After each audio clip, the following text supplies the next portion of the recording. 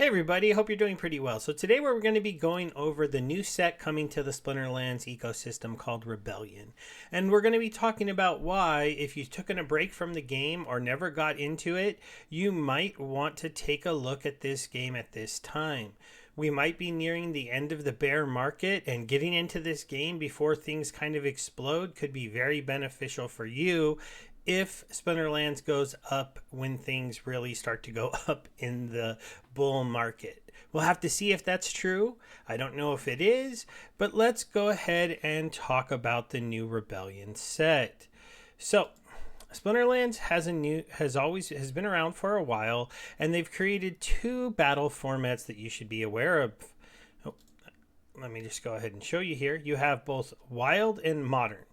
Now, these leagues are very different, not only in the amount of cards that are in them, but in who is allowed to play in them. Wild is allowed to be used by anyone with any set of cards, including bot accounts. Modern is for players only.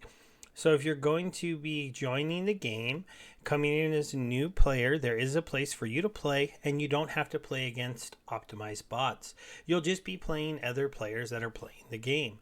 Now, obviously, some people may try to cheat this system, but anybody who's caught is banned from Modern on their account, and they can track assets moving around.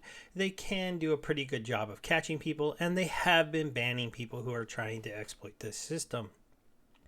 Now, I'm not going to say it's all perfect, but they're doing the best they can at giving us a place where Modern is supposed to be player versus player. The other good thing about this is all the major bot providers have agreed not to allow their bots to work in Modern, so it's only really people who are smart enough to actually program their own bots that can even try to work around this.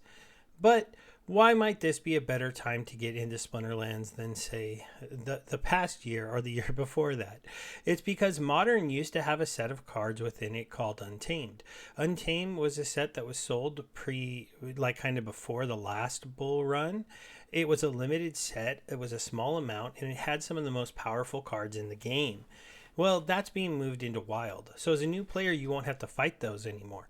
Instead, the two sets that are now going to be in the Modern are Rebellion and Chaos Legion. Now, Chaos Legion is a response to the crazy bull market and the price of untamed cards that we had, that it was a very much overprinted set. To help you understand how much this was overprinted compared to Untamed, Untamed was a maximum of 3 million packs, whereas Chaos Legion was a maximum of 15 million packs. Untamed sold out of 3 million packs. Chaos Legion sold out of about 11 million packs, with 4 million packs being burned. This means there's an abundance of these cards. Out on the market, they are very, very cheap and easy for you to get. The rewards cards are a little different, but we'll cover that later on. You'll start to earn them for free as you play the game, and eventually they will be sellable, but not all right away. That's just not the way the ecosystem is made. So, now to get into Rebellion, though, why is Rebellion extra special in the set? Well, it's because they're introducing two brand new things into the game at this time. One of them is dual summoners. So this summoner is a green and red summoner, allowing you for the first time within the game's history to start to make teams that mixes two of the different elements. There is currently five elements in the game and dragon, plus neutral cards that can always be used. So this is a chance for you to really see a brand new teams that you never imagined. Now, of course, what makes this summoner not like the auto summoner that you would always use? Well, not every team is always available for every single battle, so there might be no reason to use a green-red one. Oh, well, then you're going to use the black-red one, right? Because you want two teams. No, because all of these summoners have other abilities that you can see within the game. This one here, it has a brand new thing that is being introduced into the game called the tactics phase. The tactics phase goes pre-phase. So all the old summoners Here's the ones. These are specifically for the fire team. They just have abilities that affect the game. She gives all monsters one attack, 1 health. This one gives -2 armor and allows you to use gladiator cards that aren't normally used in regular battles. This one gives everyone enrage. He gives speed, scattershot, and piercing. To give you an idea of what's going out of the game, if we add Untamed isn't here anymore. They removed them from the test server. We're currently on the test server to be able to show you some of these new cards. But taking a look at these cards, this is a whole new thing.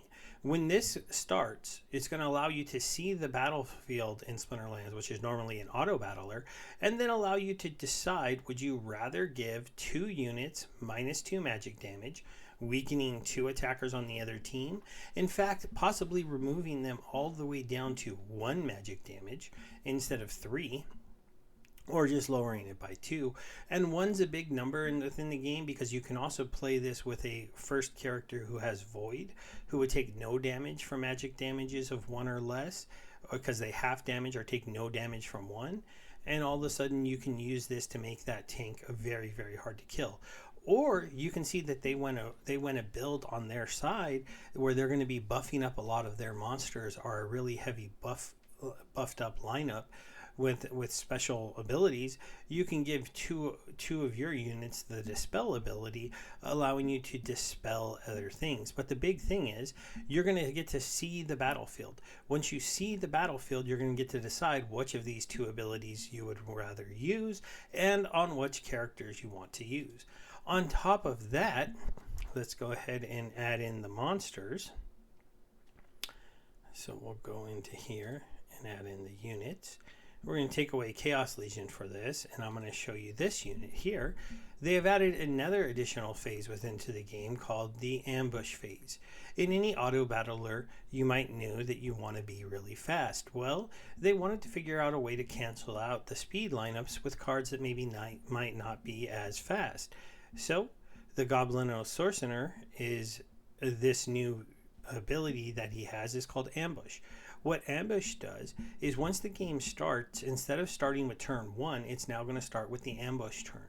Within the ambush turn, only cards with the ability of ambush get to go ahead and attack that phase and do their things. So if you have 2 or 3 monsters out on the board with ambush, those monsters will do whatever it is that they do within the game. This guy's a sneak attack that would attack the last phase, and they will do those turns before you head into the normal battle and see the auto battle. What this means is, with the right buffs and debuffs in place, this sneak monster could go and kill a monster in the back row that had a faster speed than him, or he may get to do an attack where his low health, he was going to get targeted and killed before he even got a chance to attack. Well, now this ambush gives him a chance to do something about that and allows you to respond and do an attack with a monster that may change the entire lineup of the board. So, but that's where those summoner tactics come into play, because maybe if you saw that coming and you had the right tactics, because you could see that they have an ambush character, you can prepare for that. This changes Splinterlands from being a pure auto battler to really being a dynamic game that is involved with us making decisions in real time that are going to affect the outcome of the game. It's not turning it into Hearthstone, it's not turning it into Magic the Gathering, but it's adding more depth into the game that a lot of us currently enjoy playing, and a lot of us are currently enjoying earning a lot of rewards. So, like I said, the real special reason why, if you haven't joined Splinterlands, joining now is a very interesting time, is because with the December 5th, the live sale of this going on sale means that you can buy packs from the store at the normal price. They are currently priced at $5, but you can buy a voucher that is currently priced around 3 cents. And every voucher is going to give you 20 cents off a pack, up to 5 vouchers being used. So you can get 5 vouchers for about 18 cents. Let's call it 20 cents to have some leeway. Prices will vary on the vouchers. You could get them cheaper. You could get them for less. And then you're going to go ahead and be able to buy that pack for about $4 and get into the game. To give you an idea of how many packs you would need for a max deck, it is estimated between 3,000 and 4,000 packs if you were to guess. Yes, that's a pretty hardy investment. But there are multiple different leagues, and to get a pretty competitive deck for a lower league, you don't need nearly as much. Let me show you an example of this. If we click on one of these cards and we go to their stats, the max level you can get in the game for the Bronze League is level 3. That's the highest level that all the people who play in Bronze can be at for a common card. So that's only 14 copies of this card. That's not nearly as daunting as 400 copies. So it's exponentially hard to get to the top, but that does mean that well, I say you have to have between 3,000 and 4,000 packs for a max deck. That means you only need to be 300 to 400 or even lower than that. Even like 100 would give you 500 cards and give you a good chance to go ahead and get these. One of the other things about these cards is they can turn golden. So there's the ability for the cards to be gold, and they come with this gold outline. They start at a higher minimum level. They earn higher rewards when you play the game. They typically are much more expensive than the regular card. So something a budget player can do sometimes is sell these cards to go ahead and get other cards into the ecosystem. That isn't always the best move to play, but it is the budget-friendly way to go ahead and get the cards going. So the other thing, we'll go here and I'll just show you, this is the real market.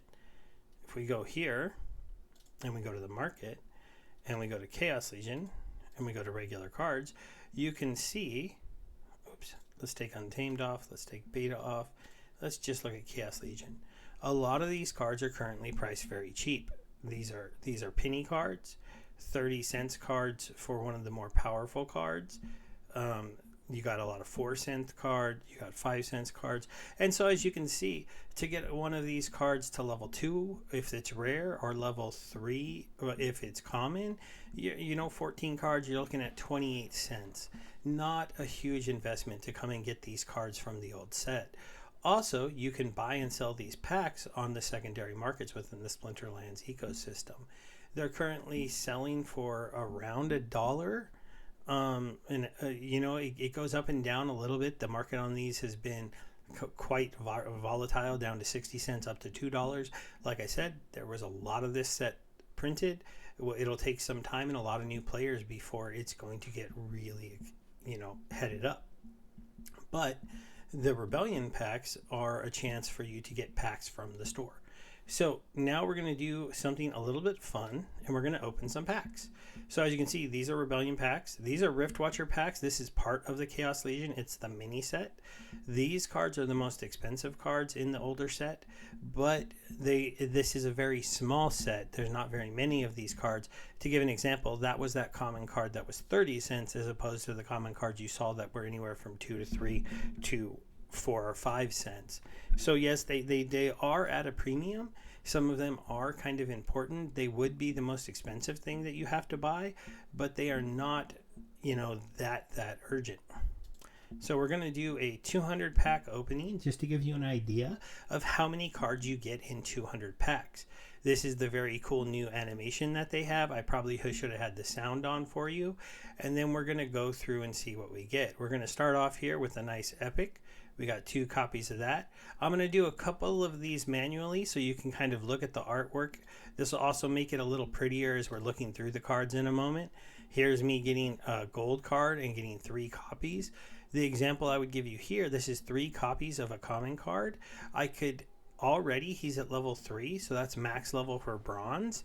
And now you wouldn't need any more of that card if you were going to play at low levels. That was a pretty lucky pull. This is a rare card that I got that is a gold copy. I only got 1 copy, but he's level 2. He's automatically max level for bronze. So anything that you got that would turn gold, you wouldn't need any more. Anything you don't get that's gold, you have to get like around, a decent amount of copies.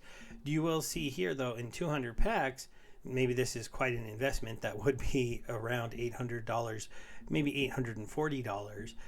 This is more than you would need to compete in the Bronze League. As you can see in the comments, I'm getting 28. I only need 14. I'm getting 15, 26. This one's a rare. I got 12. I didn't go over that, but you need 9. So this would be overkill. And also, it might be cheaper to go into the market.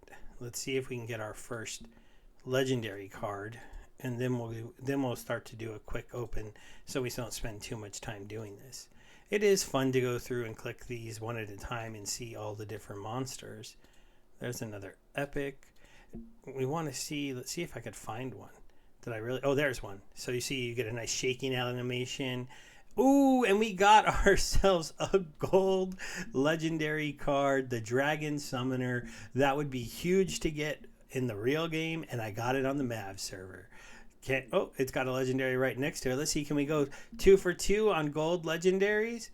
We can. 2 for 2 on gold legendaries. All the luck is over here on the Mav server. That is too funny. We got another gold card next to it. Can we do 3 in a row? No, 4 in a row. We finally ran out of gold cards. We flipped a couple more. Now we're going to go to the top. We're going to hit the open all button. You're going to see them go through relatively quickly. Oh, I think I have to hit it again because I skipped some rows. There we go. Now it's going. Now, you'll still see them shake. Like here, we got a shaker. That's a regular legendary. That one didn't turn gold. Here we go. We have another legendary card there. Another legendary card there. Here's another one coming onto the board. I'm getting another one here. Now, I've always been a believer of opening 200 packs if you're someone with a little bit more funds available to come into this game, because I do think you get the best luck at getting gold cards when you do a max open of 200. I don't like going any higher than that. Ooh, we got ourselves another legendary card at the bottom. But as you can see, 200 packs has given me more than enough cards to get a bronze deck. I would be looking at, possibly being up in the mid silvers of this. And that's without maybe just buying a few packs and going into the other fields.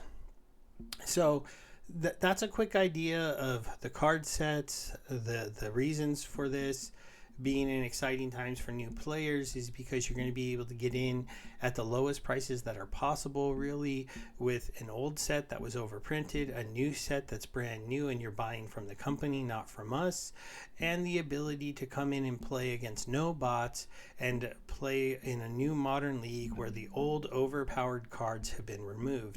Now, why might you want to play this game though, right? What are you going to be earning? Well, you're going to be earning this SPS token. Now let me go ahead and show you what the SPS token has done.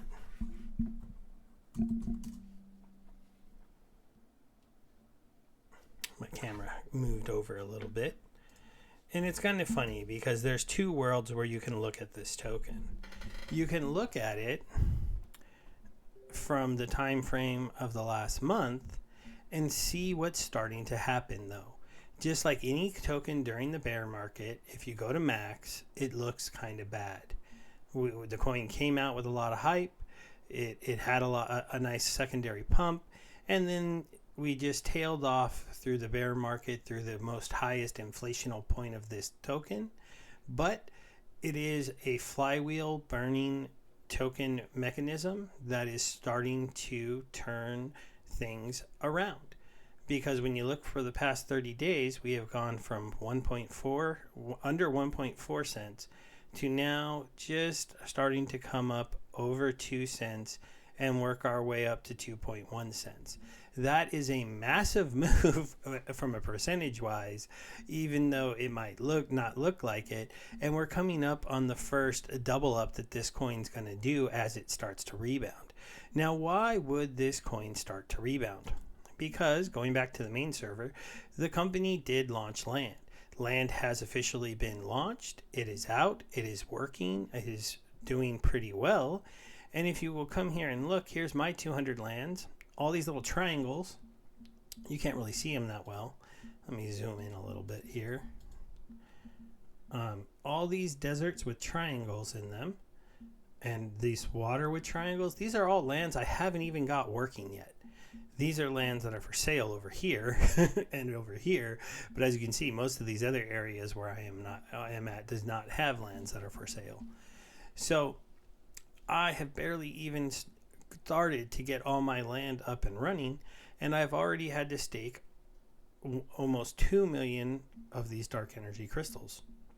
Well, the only way to get dark energy crystals anymore in the game is by converting SPS into dark energy crystals. So as you can see, you can come in here, I could get rid of 1,000 and I could pick up 21,000 dark energy crystals.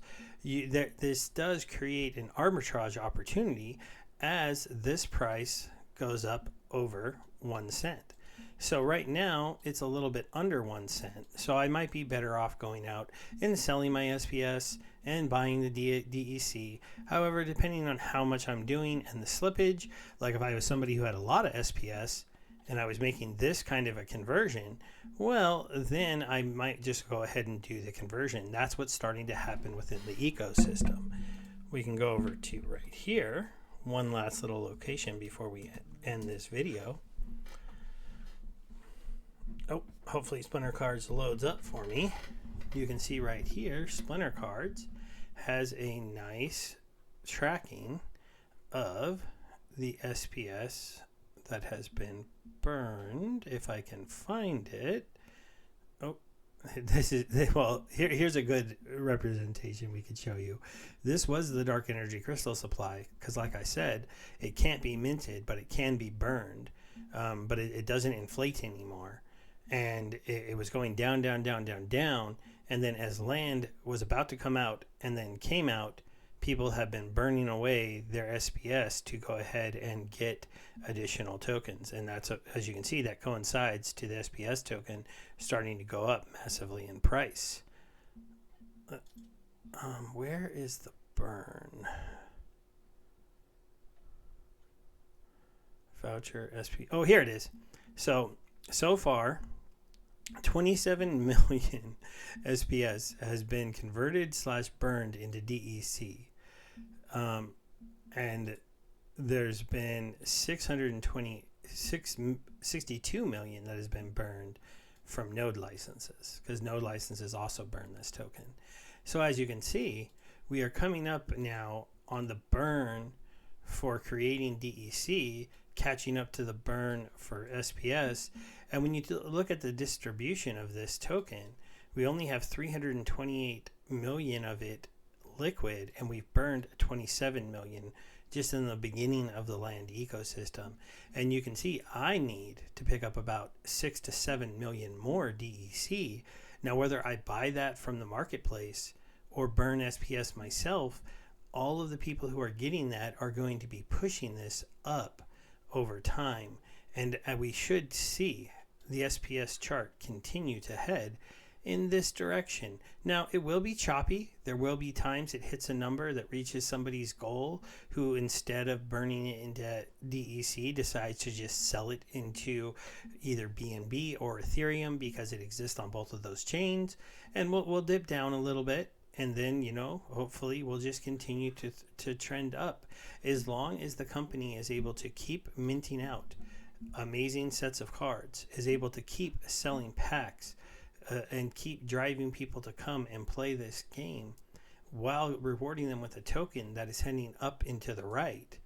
I mean, we've seen this value almost double in the last couple days for my staked SPS. The other thing that's really exciting, just as one little notation of something else that we're doing for the game. Let me go ahead and zoom out of this so it doesn't get too crazy. The other purpose of the SPS token is it's a governance token. As you can see, we have 5 votes that are going on right now, but the major one for new players is a new account SPS delegation. Now, I know this video has been pretty long, so if you didn't make it here, that's okay.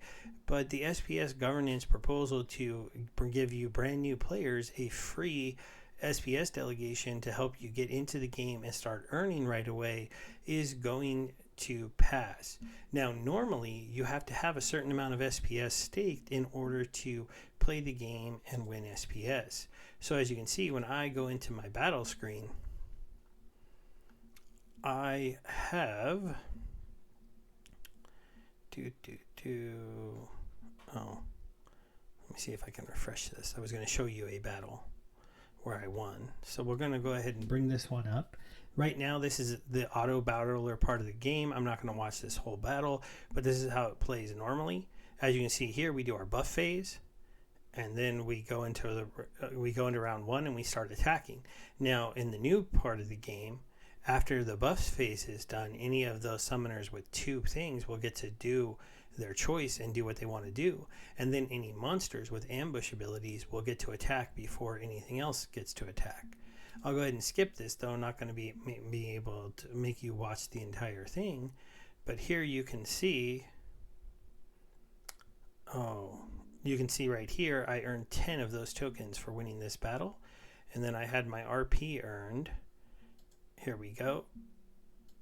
You can't really, let me zoom in again. We'll zoom in here. Okay, so you can see I can't scroll to it, unfortunately, because I have to be over the eye to show you. But there's the reward bonuses are SPS bonus times 11.26.